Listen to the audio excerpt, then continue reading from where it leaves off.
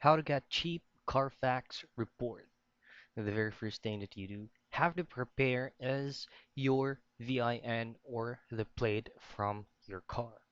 If you also have the QR code or a picture from your plate number, then you can also use that.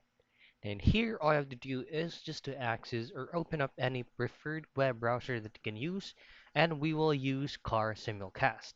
So in your search bar, just go to carsimulcast.com, and this is going to be the Car Simulcast official dashboard. Now you can choose to log in, and you can choose to get a search directly. And here, this is what I'm talking about earlier. So enter the VIN of the car, and if you do have a QR code, then just click on the small icon right here, and your file manager will pull up and just look for your file.